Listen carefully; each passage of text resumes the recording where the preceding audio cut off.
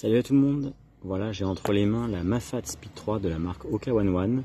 Donc chaussures que nous allons avoir la chance de tester prochainement, voilà, pour vous faire un retour à moyen terme de cette chaussure bien technique au nom très évocateur d'une certaine course qui se déroule du côté de la Réunion au mois d'octobre.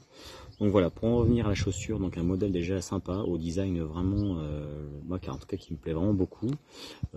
Chaussure relativement légère, on est à 299 grammes, donc évidemment chaussure très technique, plutôt pour un usage montagnard, avec pas mal de points techniques évidemment. Alors bon, je commence par le plus commun qui est la semelle Vibram Mega Grip.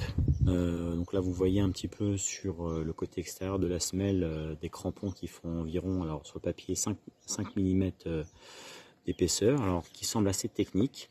Donc on verra un petit peu comment est-ce qu'il se comporte sur les sentiers. Alors j'ai quand même mis un petit peu le pied dedans, donc on est sur une chaussure confortable, mais bon, ça c'est vraiment la marque de fabrique de la marque Oka, donc ça là-dessus pas forcément trop de crainte.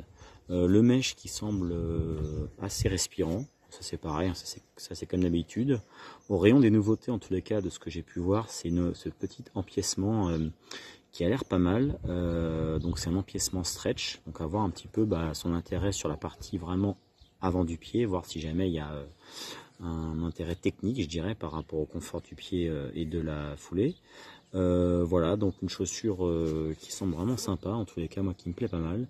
Donc j'ai hâte de la mettre au pied pour courir un petit peu sur les sentiers par chez moi et voir un petit peu comment est-ce qu'elle se comporte, à la fois d'un point de vue adhérence évidemment de par la présence de la semelle Vibram Mega Grip et des crampons de 5 mm, donc voir un petit peu si jamais l'accroche, même si on n'est pas sur de la haute montagne par chez moi, mais voir si jamais c'est intéressant malgré tout.